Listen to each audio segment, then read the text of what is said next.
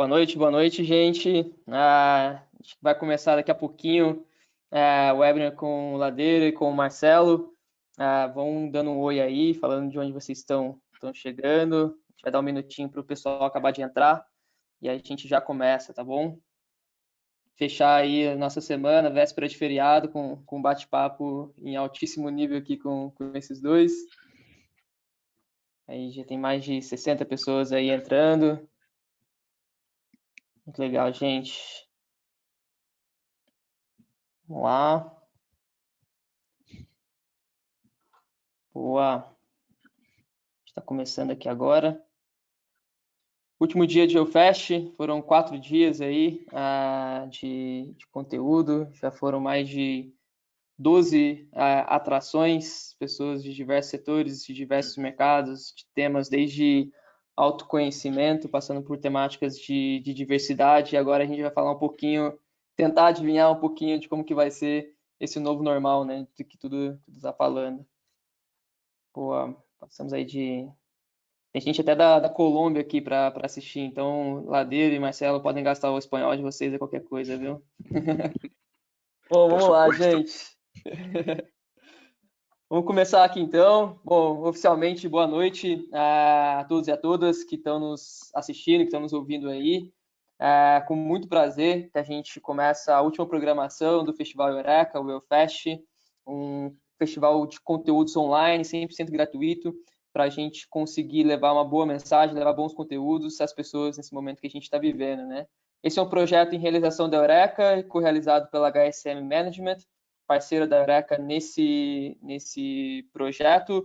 Mídia oficial de coberturas da Época Negócios. Se vocês entrarem lá no site da Época Negócios, várias matérias, vários resumos das palestras que já tivemos aqui nos últimos dias.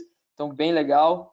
Temos alguns parceiros também aí para a gente agradecer e para a gente contar sempre. A Blend Edu, a Enova, Xbox, Tadashi Kadomoto. Obrigado também a todo mundo que colaborou para a gente tirar esse projeto do papel, assim, né?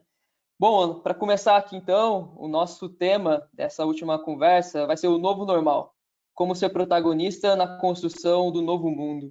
Então, a gente tem duas pessoas aqui que eu vou pedir para que elas se apresentem, mas antes de passar a bola para elas, também me apresentando, sou o Douglas, atual CEO da Eureka, e hoje vou estar facilitando essa conversa entre o Ladeira e o Marcelo aqui.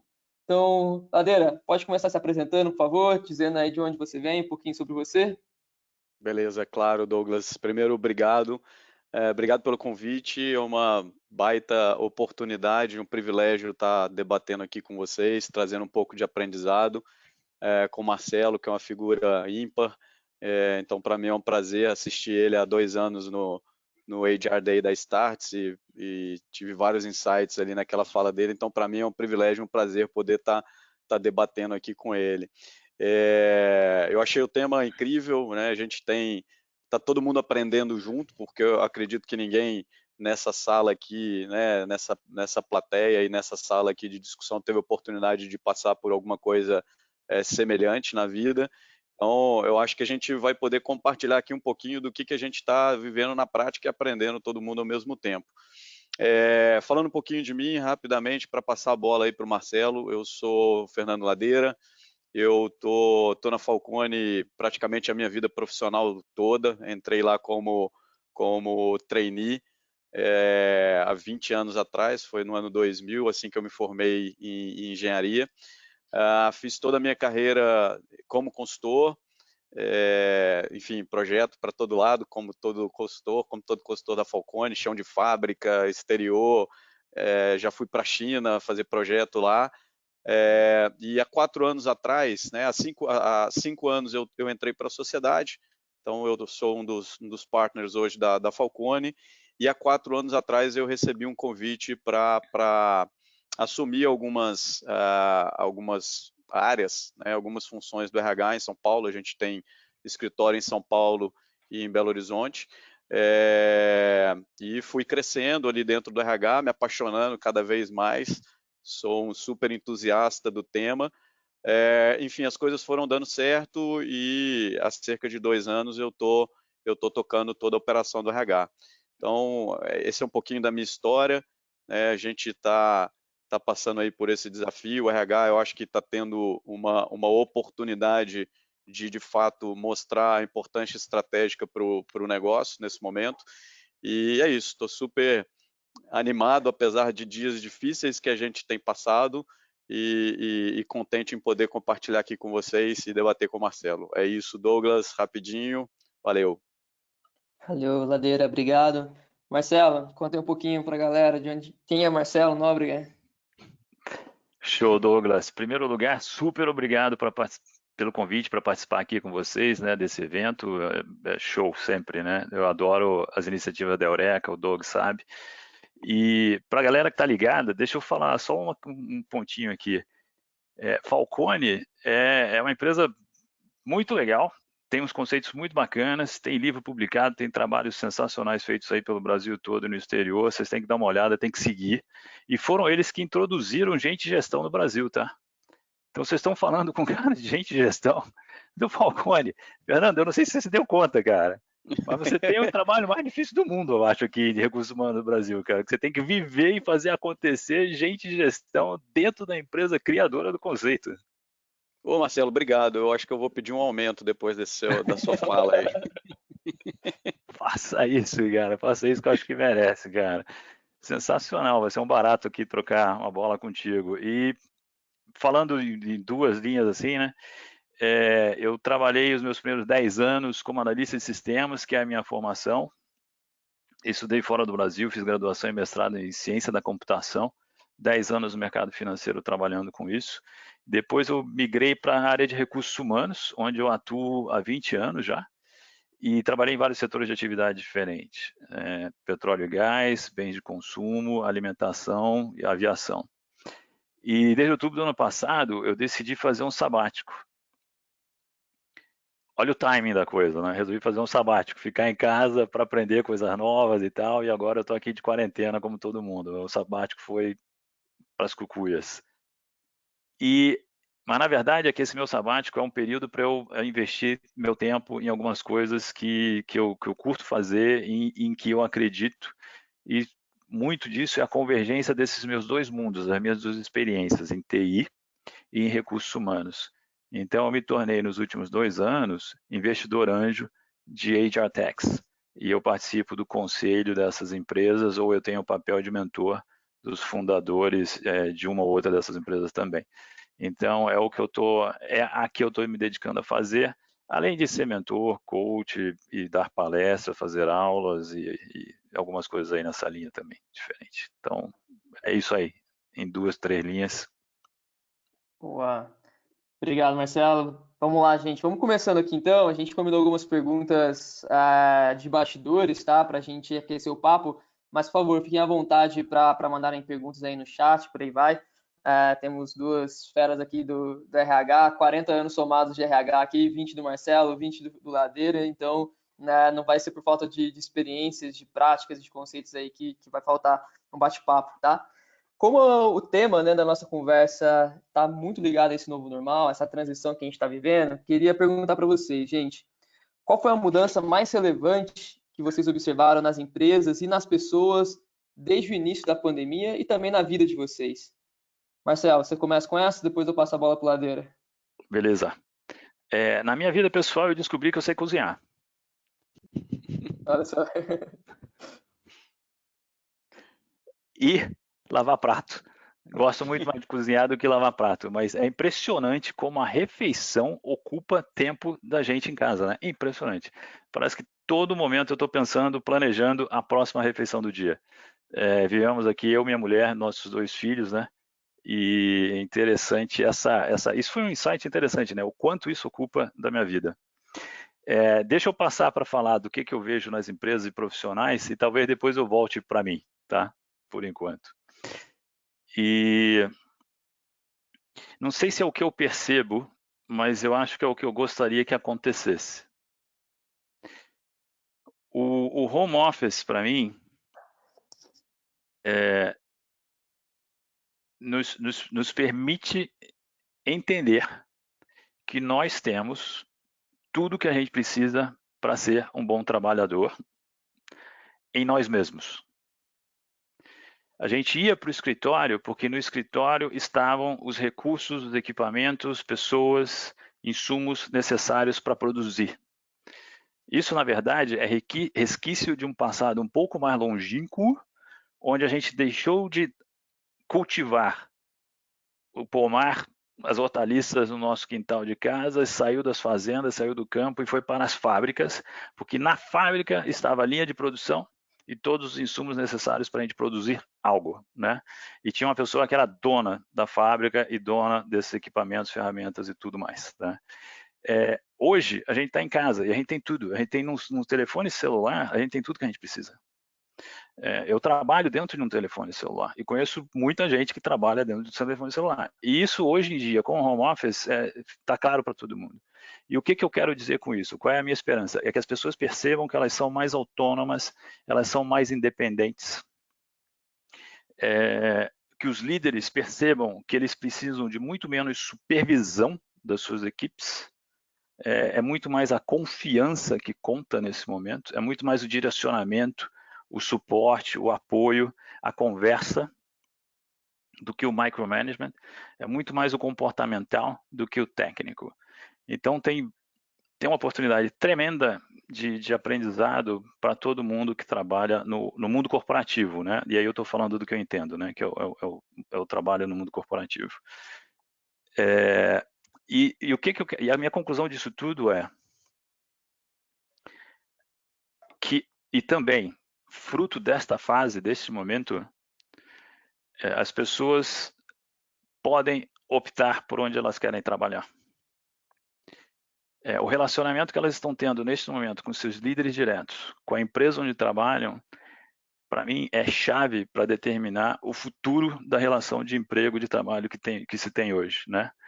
Se o líder não está sendo um bom líder, se a empresa não está sendo uma boa empresa para se trabalhar, as pessoas vão se dar conta disso, né? E as pessoas vão se lembrar disso.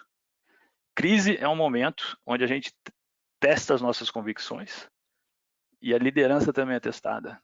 E o líder que não estiver sendo um bom líder nesse momento vai ficar na memória de toda a equipe, né? A equipe nunca mais vai esquecer disso. E em algum momento ele vai ser demitido pela equipe, né? Então, o que eu espero que aconteça é as pessoas percebam que elas são muito mais autônomas, são muito mais capazes, que elas podem andar com as pernas e procurar lugares melhores para ser felizes no trabalho, tá? É por aí. Voltar para o pessoal. Eu tenho uma reflexão pessoal muito, muito forte nesse momento, né? Eu escolhi fazer o sabático para descansar, para pensar, para estudar, aprender algumas coisas, me expor a novas experiências, diferentes do que eu tinha no mundo corporativo. E eu saí sem saber se eu quereria ou não retornar para o mundo corporativo. E acho que uma grande conclusão que eu estou tendo nesse período agora é que eu gosto muito de ter equipe, de trabalhar com gente, de interagir com pessoas no escritório e de aproveitar a inteligência coletiva de uma equipe, né, e desafiar e provocar e buscar inovação e melhoria contínua.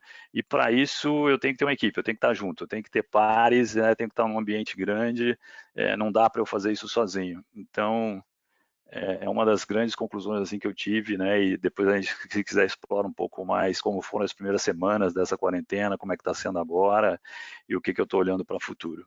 E aí eu passo a bola aí de volta para vocês, Douglas e Ladeira. Beleza, Marcelo, obrigado.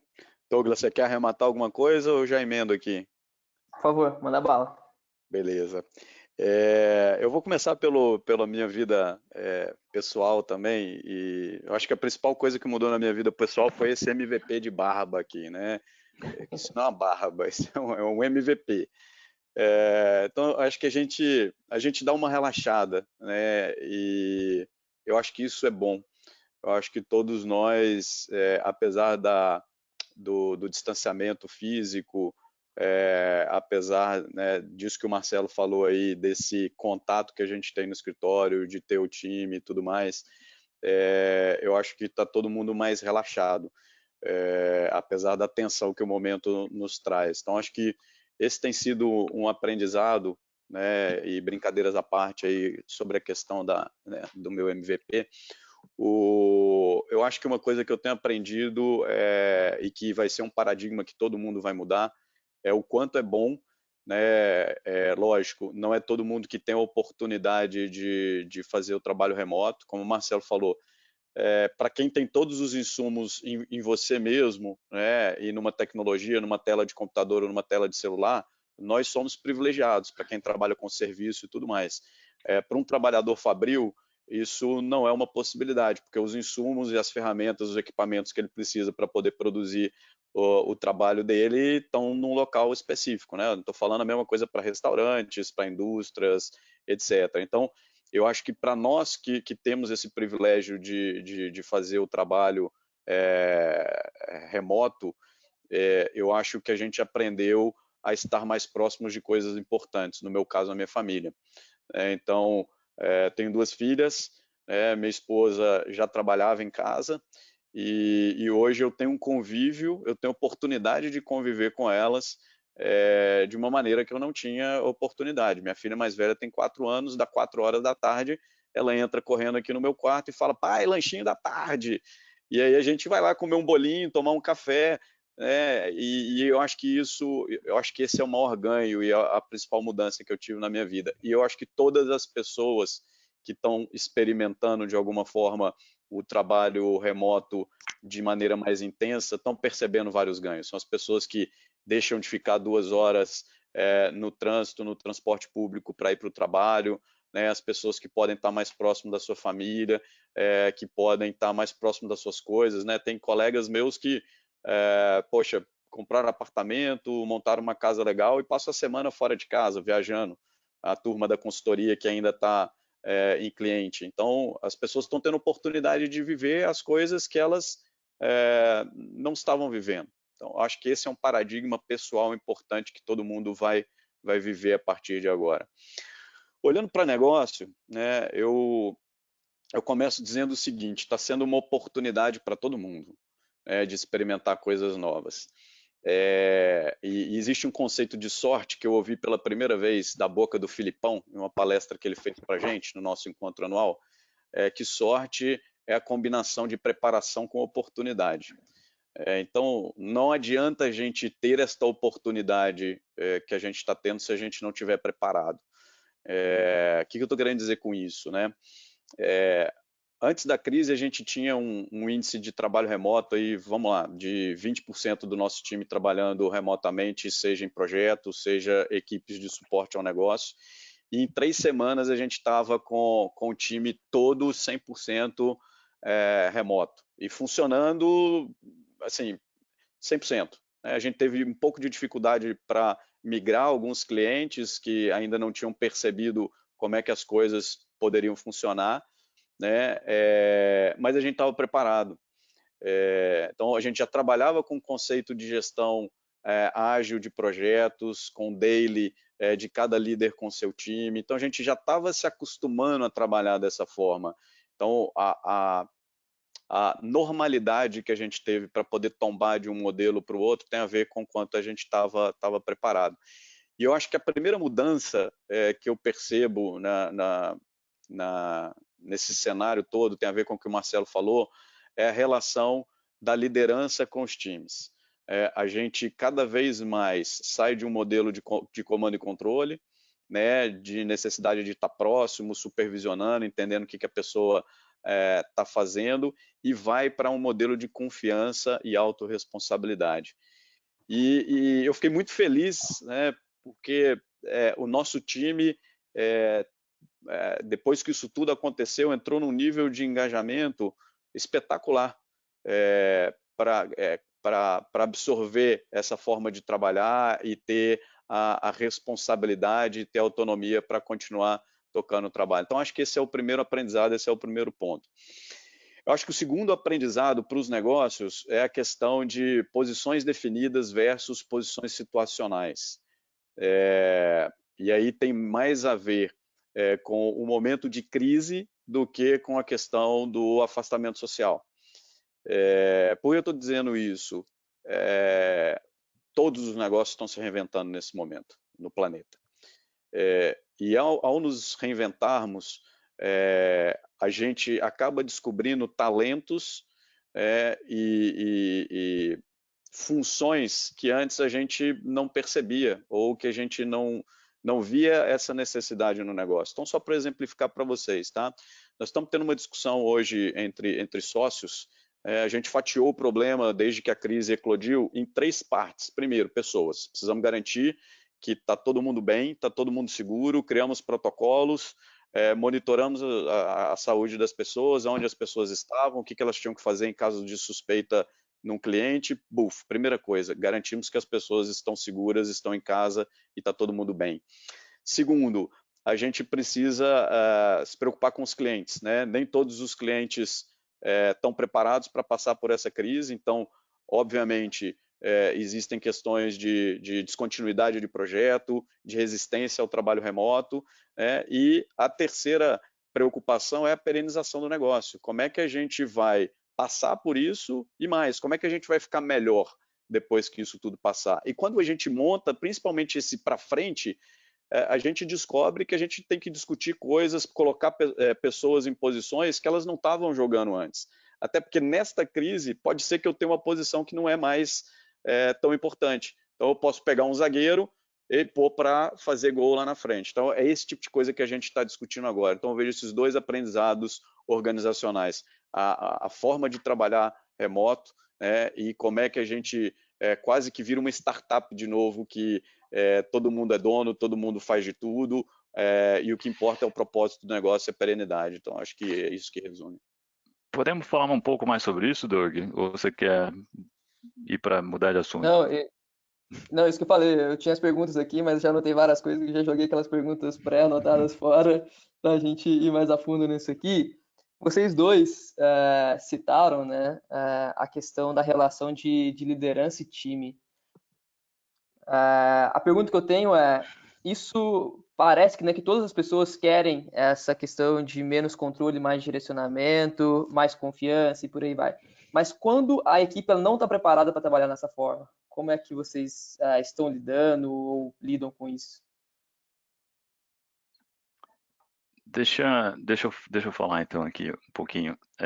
E eu também não tenho certeza que eu tenho uma resposta, mas eu vou dar 2 perspectivas diferentes, tá? Porque tem tanto a equipe não saber lidar e tem a liderança não saber lidar, né? Então eu vou dar 2 exemplos que eu ouvi recentemente sobre líderes tentando se adaptar ou tentando administrar ou tentando trazer as velhas formas de trabalho para esse ambiente remoto, né? Primeiro é o seguinte, não é home office, né? Até o termo é incorreto. Em inglês não existe essa impressão, é remote work. E no final das contas é trabalhar de qualquer lugar, é work from anywhere, é o que é o certo de se dizer hoje em dia, né? E aí eu escutei 2 bizarrices, assim, partindo de líderes, né? A pergunta é, como é que eu vou controlar o que as pessoas estão fazendo? Alguém tem um sistema para me ajudar a controlar a produtividade das pessoas? E a primeira pessoa que me perguntou, eu respondi, que tal você tentar a confiança? Mas os exemplos que essas pessoas que eu já ouvi são planilhas que são enviadas para a equipe preencher hora a hora o que eles estão fazendo, pelo amor de Deus. O segundo exemplo é mais bizarro ainda. São empresas fazendo o que a gente está fazendo agora. O pessoal liga em casa a câmera do laptop para alguém assistir a pessoa trabalhando. Isso, assim, eu não sei nem definir isso, tá? Eu não sei nem colocar um adjetivo para essa prática, né? Pelo amor de Deus, tá? Vamos falar dos... Então, ok, líderes, pelo amor de Deus, ser líder de equipe não é assim, é confiar. Aí você me pergunta, como é que eu vou confiar nas pessoas que estão trabalhando em casa? De novo eu retruco. Como é que você sabe que elas estão trabalhando no escritório?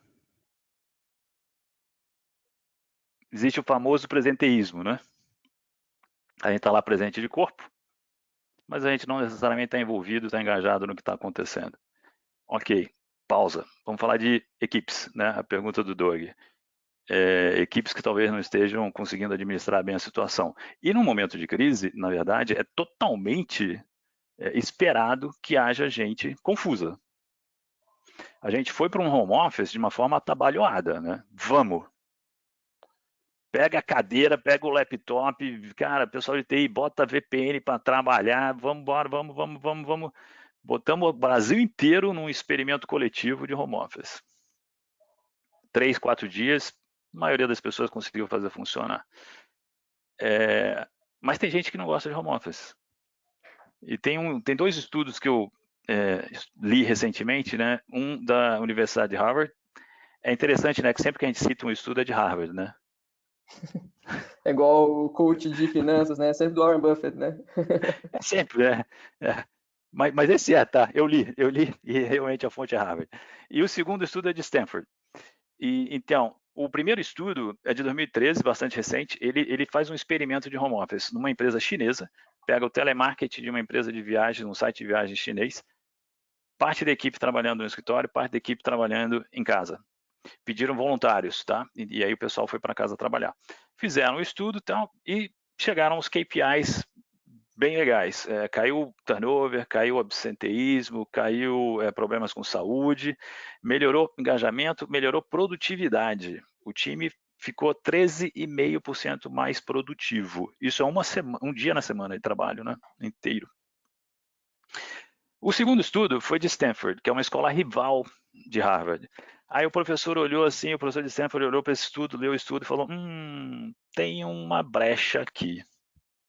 Eles pediram voluntários, pessoas que já estavam propensas a gostar do home office. Vamos fazer diferente. Vamos pegar 2 times aleatórios. E metade em casa, metade no escritório. Fizeram o mesmo teste, 9 meses de duração, um monte de ganho, confirmaram todos os KPIs igualzinho ao estudo de Harvard, o ganho de produtividade. Mas aí o professor tem uma sacada no final. Peraí, vamos perguntar para o pessoal trabalhando em casa se eles querem ou não voltar para o escritório. Se eles querem ficar em casa, continuar em casa. Metade daqueles que estavam trabalhando em casa disseram: eu quero voltar para o escritório. Então, o óbvio, né? Assim, nem todo mundo gosta de trabalhar em casa, né? Nem todo mundo consegue, nem todo mundo tem a rotina, tem a instalação, a infra necessária, ou não tem um comportamento, não gosta, não tem, quer, é gregário, quer estar com gente e tal, né? Então, e nesse momento de crise em especial, é papel do líder ter esse interesse por cada membro da sua equipe, né? Então, o Ladeira mencionou aí os daily check-ins, né? Que, de novo, nesse momento, esses conceitos de Scrum e de agilidade se aplicam muito bem. A gente não tem que trabalhar mais horas em mais projetos e mais rapidamente, a gente tem que trabalhar naquilo que é essencial. Porque no modelo anterior, você vai fazer tudo mal, e vai se estressar, e vai se frustrar. Então, é papel do líder focar todo mundo no propósito daquela semana, nos entregáveis daquela semana, ter os daily check-ins e depois ter one-on-one com a equipe, diariamente. E aí começa, é a mesma pergunta no daily check-in com a equipe inteira e nas reuniões individuais, né? Você esclarecer o objetivo da semana, perguntar como é que a equipe está progredindo em direção àquele objetivo e perguntar quais são os obstáculos para que ele, líder, ajude a superação dos obstáculos. No one-on-one é a mesma coisa, mas começa com uma pergunta diferente. Como é que você está? Uma pergunta honesta, genuína e legítima para esse momento e tem que ser interessada, tem que ouvir, né? Como é que você está? Para que o líder ajude a pessoa a trabalhar, a se adaptar àquele modelo, né? E a gente está falando um pouco assim desse momento de distanciamento, mas daqui a pouco acaba isso, né? E vai ser uma outra gestão da mudança, né? Como é que a gente desmobiliza o que a gente tinha em casa para voltar para o escritório? E não é simples, mas a gente tem a chance de fazer isso de forma planejada, ordenada, que a gente não teve quando a gente foi para casa, né? Então, é um pouco mais. A primeira semana foi muito oba-oba, né? Pô, que legal, eu vou para casa, eu não vou pegar transporte público, vou ter 2 horas livre, vou assistir um monte de live, vou assistir Netflix, vou pintar a minha casa, vou fazer um jardim, não sei o quê. Tá, ok, legal. Uhum. Quero ver quantas pessoas fizeram isso tudo. Quero ver. O meu jardim tá um lixo lá fora. Boa. E com isso, passo a bola aí. E aí, Ladeira, eu Beleza. já emendo aqui trazendo em cima dessa pergunta, eu trago aqui a pergunta do Lucas Cruz também, acho que está bastante conectado com o que a gente está falando, né, nessa questão de gestão de equipes nesse momento remoto, que é se você possui alguma dica para conseguir manter a motivação desse time nesse momento também. Excelente pergunta. Lucas, né? Isso, Lucas Cruz. Legal, Lucas. Cara, eu acho que esse é o maior desafio e eu já estava pensando em emendar esse ponto aí na fala do Marcelo, né? Porque pensa bem, o mundo está derretendo, Você só vê notícia ruim, não só do ponto de vista de saúde, pessoas morrendo, UTIs lotadas, mas a economia está derretendo, né? Empresas vão deixar de existir, empresas vão ser muito menores, estados serão menores, estados que eu digo nações, né? Países vão ser muito menores, e está todo mundo histérico com tudo isso que está acontecendo. Então, assim, manter engajamento num cenário desse talvez seja o maior desafio de todos os líderes organizacionais hoje, tá? O que eu acredito que ajuda e que mantém o nível de motivação e engajamento altos nesse momento. Primeiro é propósito. As pessoas, e não é papo furado, né, de propósito, modismo, nada disso não, mas se as pessoas não entenderem de fato, e tem que ser genuíno, eu falei outro dia num webinar que eu participei, que propósito é muito fácil de fazer. Essa foi a boa notícia que eu dei, é muito fácil falar de propósito, é muito fácil ter propósito, transmitir propósito. A má notícia é que tem que ser genuíno. Não adianta você inventar que você é assim, você tem responsabilidade social, porque você precisa ter responsabilidade social para poder dialogar melhor com gerações, que você... Não adianta, tem que ser genuíno. Então, eu acho que uma liga para isso tudo é o propósito. Então, o que está... né, para que a empresa existe? E o que a gente acredita que a nossa empresa deve continuar fazendo e existindo para poder continuar ajudando o planeta, continuar ajudando as pessoas, e isso eu acho que é uma força muito poderosa. O segundo ponto, além do propósito, é a questão da comunicação. Gente, todos os empresários hoje, todos os executivos, todo mundo está tendo que tomar 1, 2, 10 decisões difíceis por dia, porque todos os negócios estão se reinventando. E especialmente no nosso caso, né, a gente tem um time de altíssimo nível, super qualificado e tudo mais, a melhor forma de você manter o time engajado, reduzir essa histeria que eu falei, né, as pessoas não saberem o que vai acontecer, é manter todo mundo informado e comunicar. Então, a gente tem feito lives como essa aqui com 100% do nosso time praticamente toda semana. E compartilhando com o time o passo a passo das decisões que a gente está tomando, por mais difíceis que elas sejam. Então, o nosso time hoje tem noção do que está acontecendo com o mundo, acho que todo mundo está acompanhando, mas a gente tem uma curadoria para que a gente possa compartilhar aquilo que de fato faz sentido e não ter over-information para as pessoas. Segundo, as pessoas têm consciência do que está acontecendo com a companhia e quais são os nossos desafios. E a mensagem que a gente tem passado é a seguinte, a mensagem do antifrágil, não sei se vocês conhecem o Taleb, né, o conceito dele de antifrágil, né, que são as coisas que se beneficiam com o caos. E a gente tem passado esse sentimento, e de novo, não é da boca para fora, porque se a gente não acreditar, não adianta nada a gente falar isso. Mas a gente de fato acredita e comunica com as pessoas que, fazendo o que a gente está fazendo, tomando as decisões que a gente está tomando e com o engajamento de todo mundo, a gente tem a convicção de que a gente vai sair muito mais forte dessa crise.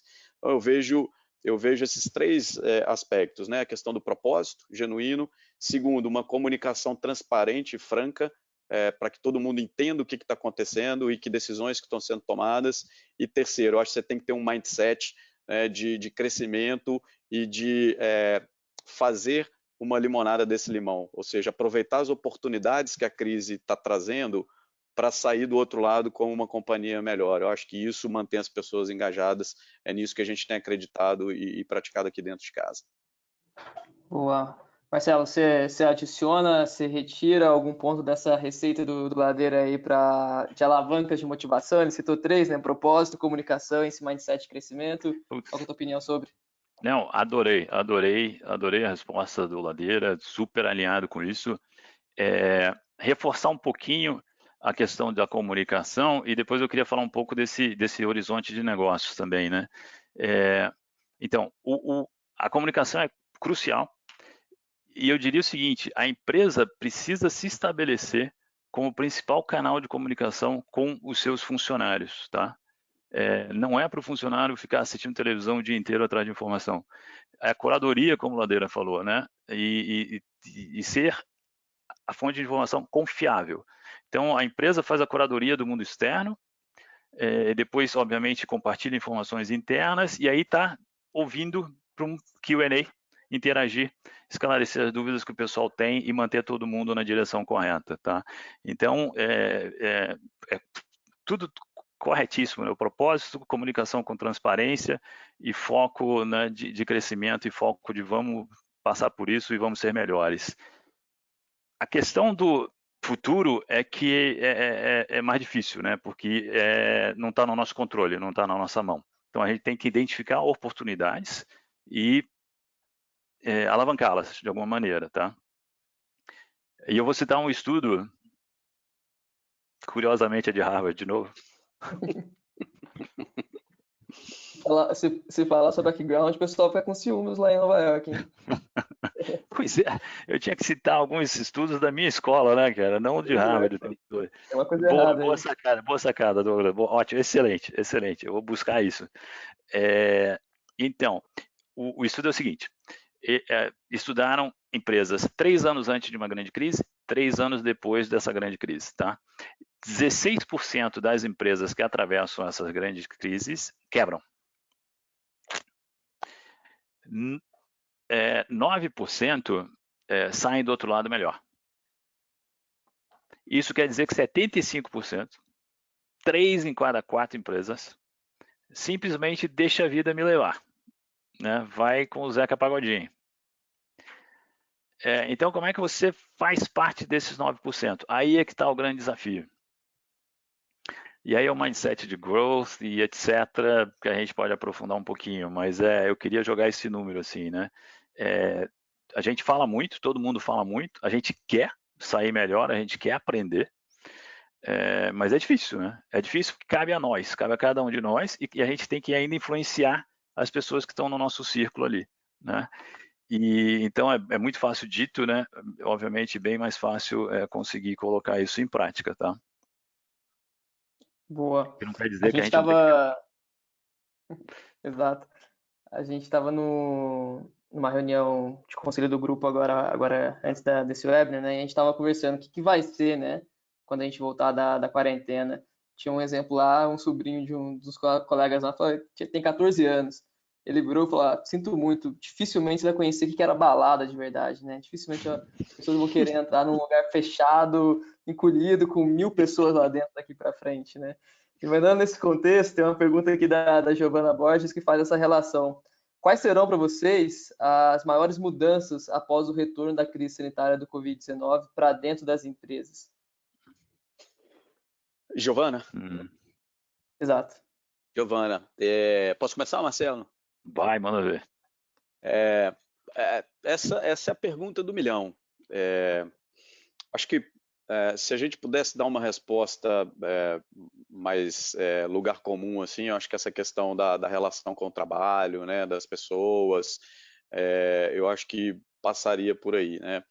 Eu tenho lido algumas coisas. Hoje ontem, né, o Douglas mandou uma tirinha legal para a gente com alguns especialistas temáticos aí falando de tendências para o futuro. A Exame também soltou uma coisa parecida na última edição, né? E eu confesso que eu acho que eu não sou pensador o suficiente para poder fazer esse exercício do que vai ser, né?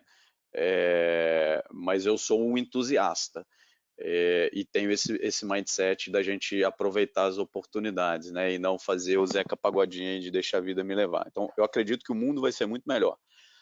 E eu acho que uma das coisas que explica isso é uma percepção, uma coisa que a crise deixou muito clara e extrapolou muito clara de que a gente é um sistema. Isso eu acho que a globalização, né, em termos comerciais, etc., eu acho que explicitou isso, mas o sistema como nós somos uma unidade de pessoas, os impactos que a crise, por exemplo, estão gerando no meio ambiente, né, o índice de poluição, de geração de emissões de carbono, etc. Então, eu acho que a crise ela explicitou duas coisas, né? Primeiro, como o globo é muito mais interconectado do que a gente imagina, do que a gente imaginava, né? E aí eu acho que isso vai disparar uma série de decisões e de mudadas de rumo de governo, né? Mudança de rumo de governo, né? Então eu acho que as interdependências entre as nações vão reduzir, né? Eu acho que o mundo vai se fechar mais para que essa dependência reduza, né? Então eu acho que tem um lado bom, né, da gente ter percebido isso, de que o que eu faço aqui, que é o efeito borboleta, né, o que eu faço aqui tem efeito lá na frente ou do outro lado do planeta, mas eu acho que isso vai gerar uma tendência de recolhimento, aí falando de planeta, né. Eu acho que uma outra tendência é que as empresas vão perceber, parece meio contraditório, né, ao mesmo tempo que as nações vão perceber essa interdependência e se proteger dela, na verdade, eu acho que as organizações, aí olhando para as empresas, para o ambiente privado, vai fazer um movimento contrário, vai fazer um movimento de se ajudar. E a gente já percebe isso acontecendo, né? O número de pessoas, né, do bem que estão se organizando para fazer coisas legais, né? Recentemente, a Ambev e a Gerdau construíram um hospital em poucos dias aqui no interior de São Paulo. A gente vê todo mundo cooperando, né, o voluntariado crescendo, a responsabilidade crescendo. Então, eu acho que as empresas vão estar mais conectadas com isso. E aí é engraçado, né? Porque o novo capitalismo já batia na porta, batia nessa tecla há muito tempo, né? Da responsabilidade, né? De você se preocupar não só com o shareholder, mas com todos os seus stakeholders, com a sociedade, com o time que trabalha com você. Então, eu acho que a velha economia está aprendendo na marra com essa crise os conceitos da nova economia, né? Que junto todo mundo ganha mais, né, que não adianta você ter uma disparidade muito grande, né, dos grandes grupos econômicos, e aí você tem os pequenos grupos econômicos, como a turminha do bairro, né, que não tem punch para poder aguentar o tamanho desse furacão que está acontecendo com o mundo, e quão importante eles são, né, mesmo para os grandes conglomerados, quão importante é a padaria, porque se eu sou um fabricante gigantesco de picolé, né, o meu ponto de venda é a padaria. Se a padaria morre, como é que eu vou vender meu picolé? Né? Então, eu acho que essa percepção está acontecendo e eu vejo, né, as empresas, enfim, os empresários e os executivos querendo se ajudar e entendendo muito mais a interconexão entre eles. Uma coisa que a nova economia já tinha descoberto lá atrás, a gente está aprendendo aqui na marra. Eu vejo essas duas coisas em termos de mundo e em termos de business. Muito legal. Marcelo, emendando nessa fala do Ladeira, quando ele traz essa dicotomia entre a velha e a nova economia, e também trazendo uma pergunta aqui do Francisco Bento, nessa nova economia, né, que surge, existe um perfil ideal de talento para o pós-pandemia, ou muda alguma coisa que a gente está falando bom talento antes do corona, depois do corona muda ou não muda? O que você acha sobre isso? Não, muito legal, super pertinente a pergunta, né? Mas é meio que olhar numa bola de cristal também. E eu tenho, essa mesma pergunta de uma outra maneira, eu tenho ouvido com mais frequência, quais são as competências que serão necessárias no futuro, né? E aí eu começo respondendo o seguinte, poxa, todo ano as grandes empresas contratam economistas de grandes bancos, né? Eu convido economistas de grandes bancos para ir falar dentro da empresa e dizer para a gente quais serão os principais indicadores da economia, né? E taxa de câmbio, juros, inflação, etc. E todo ano eles erram. E no ano seguinte a gente vai lá e de novo contrata eles de novo para eles virem falar e errarem de novo também nas projeções que eles fazem, né? E agora chegou a vez do profissional de recursos humanos errar. né? Fazer suas previsões e errar, né? Assim, quais são as competências do futuro? Puxa, não sei. E tem alguns estudos que você pode consultar e ler e tentar entender um pouco disso, né? O LinkedIn faz uma pesquisa sobre isso, o Fórum Econômico Mundial também tem, e é bacana, porque é sério, é criterioso, né? E dá alguns insights bastante interessantes, tá? Mas em vez de eu mencionar as competências que estão nesses estudos, eu prefiro ficar com algumas que na minha cabeça funcionam super bem e que já são valorizadas de certo modo no mercado de hoje, e eu acho que serão mais daqui para frente, né? Então, para mim é o seguinte: é curiosidade, agilidade de aprendizado e adaptabilidade e versatilidade. Uma das palavras da moda, aliás, é uma sigla, né? O VUCA, né? O mundo VUCA. E muita gente falando de mundo VUCA, o que a gente tem que fazer, etc, né? Assim, ninguém sabia o que era VUCA até agora. A Covid chegou e nos mostrou o que é um mundo VUCA de verdade, né? Situação inédita, já passamos por crises no passado, mas nenhuma desta maneira. O vírus chama-se Covid-19 porque ele foi identificado no finalzinho do ano 2019. Então é uma situação inédita. Então, na hora que eu falo de agilidade de aprendizado, você, profissional, reconhecer que está diante de uma situação inédita para você e que a tua bagagem de experiências, de conhecimento até aquele momento, o que te fez bem sucedido até aquele momento, não vai funcionar naquela situação, porque aquela situação é inteiramente nova para você. Então, o famoso se vira nos 30 do Faustão. Como é que você acessa o que está acontecendo, faz a leitura, pensa, toma decisões em cima de dados novos, né, de ferramentas novas que você pega naquele momento, tá? E adaptabilidade e versatilidade tem a ver com isso, né? De você ter bom desempenho em funções diferentes, em situações diferentes, com equipes diferentes, em países, cidades, projetos, clientes, produtos, serviços, etc., tudo diferente, né? Você se adaptar e ser transportável, né? Suas competências migrarem, irem contigo e permitirem que você seja capaz de ter um bom desempenho em qualquer situação dessas, tá? Como é que você constrói isso?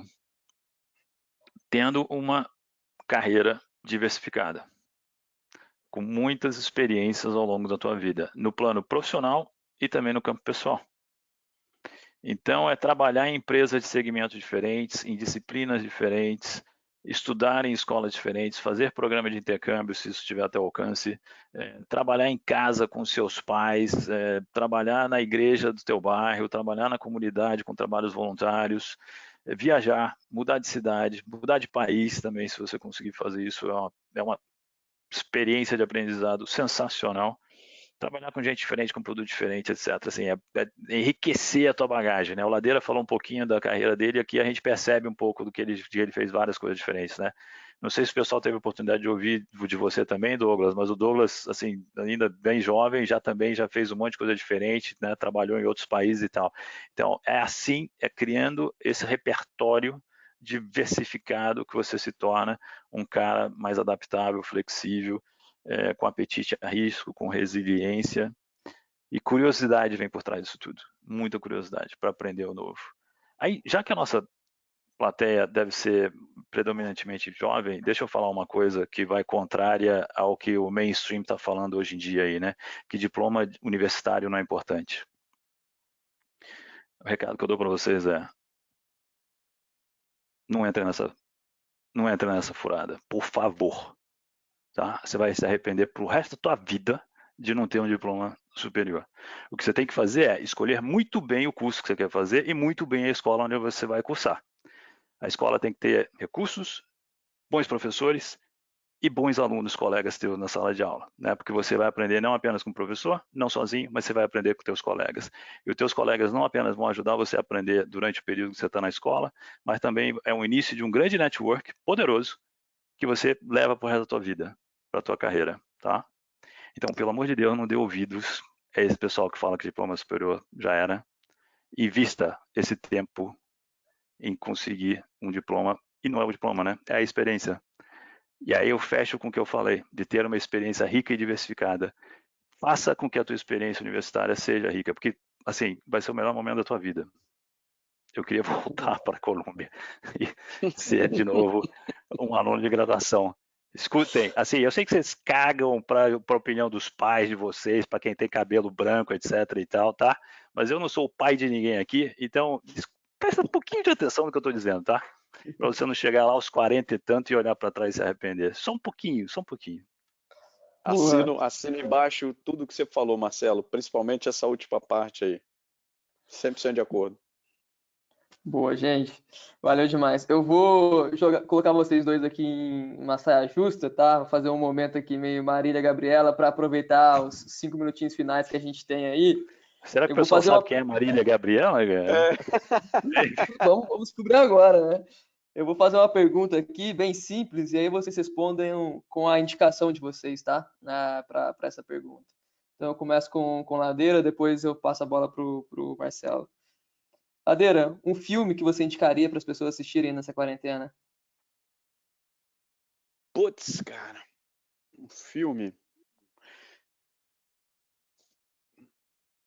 Caramba, posso passar? Eu pedi ajuda para os universitários, chamar minha esposa Ajuda para os aqui. universitários. Vai aí, Marcelo.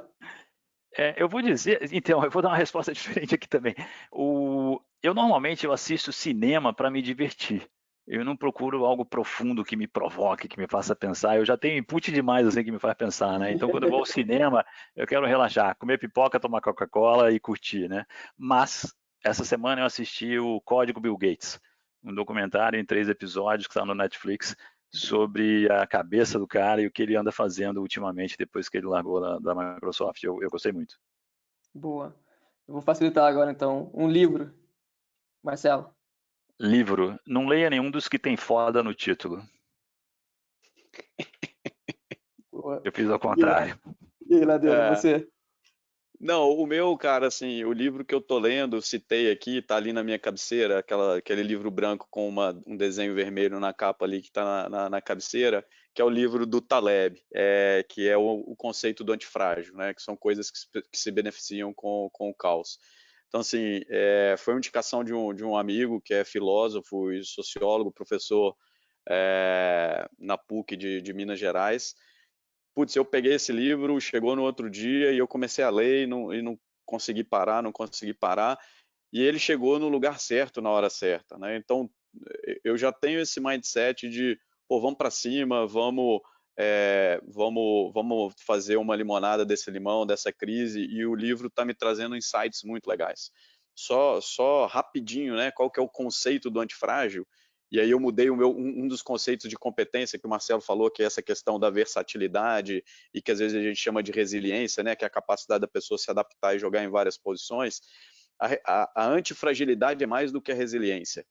Frágil é uma coisa que quando é submetida a um estresse, ela não consegue voltar ao estado normal. Então uma taça de cristal ela é frágil. Se você joga ela no chão, ela quebra e nunca mais vai ser a mesma taça. O resiliente é aquilo que, submetido a uma pressão, né, ele volta ao seu estado original. Então, se você pegar um elástico, uma borracha, você estica ou dobra e ela volta para a posição original. Esse é o resiliente. O antifrágil é a evolução do resiliente. É aquilo que, quando é submetido a um estresse, a uma pressão, e a gente está num ambiente de estresse e de pressão como nunca, ele se torna melhor depois. Então, esse é o conceito do antifrágil, essa é a minha dica de leitura. Indico fortemente e tenho aprendido horrores com esse livro. Boa, Ladeira. Marcelo. Acho que tá mudo. Eu estou em mudo, peraí. Achei um barato a recomendação e vou aproveitar e pagar a carona né, do nosso colega aqui do mundo de gestão de pessoas, o Joseph Tepperman. Antifrágil aplicado à carreira, anticarreira. Então, é um barato também. Boa. Perdeu a chance de fazer um jabá do teu livro aí, né? Você está contratado. Não, a gente faz, peraí. Faz aí. Peraí, deixa eu encontrar um. Eu pedi uma Não, vaga eu não lá tinha no entendido, eu não tinha sapato do entendido que Marcelo. era, eu não tinha entendido que você tá dando a deixa, Douglas. Legal, obrigado. Ó, tá com plástico, né? Bom, dá para ver aí, ó. Esse é meu, galera. Legal. Obrigado. Perfeito. Legal. E, gente, nesse meio de live todos, última pergunta aqui, né? Muito conteúdo chegando aí. Se vocês fossem pegar um assunto para estudar nesse momento, qual assunto seria? Ladeira. Cara, eu acho que está no momento da gente estudar ou olhar mais para dentro, tá? Eu acho que uma das coisas que o isolamento traz é a oportunidade da gente estar com a gente, né, e se autoconhecer, né? E aí não estou falando de autoajuda, de clichê, né? Mas eu estou falando de fato a gente procurar aqueles conteúdos que vão nos ajudar a refletir, né? A refletir sobre o nosso papel no mundo, o nosso papel na sociedade, o nosso papel como profissional, né? Então eu acho que é um momento da gente aproveitar para fazer essas leituras ou esses estudos mais reflexivos, né? Então o Taleb, apesar de falar de mundo, falar de etc., ele é super reflexivo. Eu tô com o Demasi ali também na fila, que tem não é o Ócio Criativo. O Ócio Criativo eu já li há algum tempo, mas o nome ali eu esqueci, mas já está na minha fila para começar a ler. Então, eu acho que é o momento da gente fazer essas reflexões para de fato, sermos pessoas melhores quando tudo isso passar. É a minha recomendação de estudo aí, olhar um pouquinho para dentro. Boa, Ladeira, obrigado. E você, Marcelo, qual é o assunto em uma frase que você estudaria aí nesse momento? Tá, eu gosto muito da recomendação do Ladeira e lá atrás, quando eu falei, eu dei uma pistazinha de que eu estou passando por essa reflexão também, né? Mais de 50 anos de idade, 30 de carreira, mas estou pensando, estou parando e pensando um pouco sobre isso, né? E tá sendo muito bom. Mas aí eu vou numa direção oposta, então. Inteligência artificial. Estudar inteligência artificial para sair dessa conversinha boba de que as máquinas vão substituir o homem, o que a máquina faz melhor que o homem, o que o homem faz melhor que a máquina. Não é por aí. O conceito é meet in the middle, encontrar no meio do caminho. É homem e máquinas trabalhando juntos para melhorar a humanidade, né? E funciona, e dá para fazer, né? Então eu cairia dentro aí desses conceitos de inteligência artificial.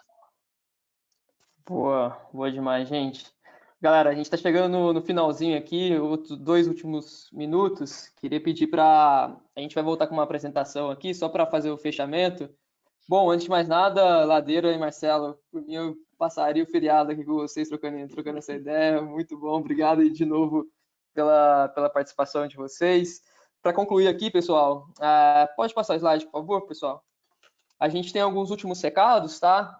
Antes de mais nada, agradecer a todo mundo que nos ajudou nesses últimos 4 dias de festival, tá certo? Hoje, oficialmente, a gente lança o que a gente está chamando de Comunidade Eureka. A Comunidade Eureka é um espaço para que jovens de todo o país possam se encontrar e debater temas do momento, facilitados pela Eureka. Isso era uma coisa que a gente sonhava já há alguns anos, né? A gente sempre falava, a gente faz experiências muito legais no offline, assim, né? Mas como que a gente pode fazer com que essas experiências sejam também levadas a todas as pessoas, a todos os jovens interessados do país, né? E a gente criou um ambiente exclusivamente para isso. Aí, ó, boa. O Ladeiro já está ligado na nossa plataforma. Gente, se vocês lerem aqui o QR Code, vocês já podem entrar na comunidade Eureka, se inscrever ali. A partir de hoje, várias interações, várias experiências da Eureka serão direcionadas para lá, tá certo? Um trabalho aí de muita gente aqui dentro da Eureka que a gente tem um orgulho e a felicidade de lançar. Então, a gente vai divulgar mais nas nossas mídias e tudo mais, mas já fica aí o lançamento oficial, tá joia? Também queria agradecer muito os nossos parceiros, né, que ajudaram no nosso festival, de novo, a HSM, realizando esse nosso evento. Também o Marcelo, inclusive, é um dos conselheiros ali da HSM junto conosco. Mídia oficial Época Negócios, obrigado mais uma vez ao pessoal que cobriu todas as mídias.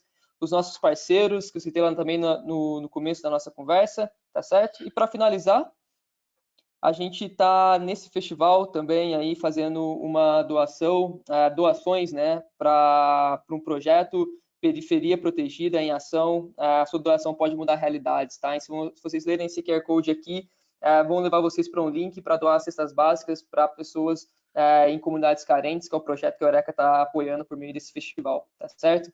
Então, são dados os recados finais. De novo, Marcelo, Ladeira, obrigado de verdade pela participação, pelo tempo de vocês, por tanta coisa boa que a gente trocou. Espero que a gente possa se encontrar pessoalmente depois dessa quarentena. Fico muito grato. Ótimo final de semana para vocês, ótimo feriado, bom descanso e se cuidem aí, fiquem em casa, todo mundo. Obrigado, eu que agradeço. Grande abraço.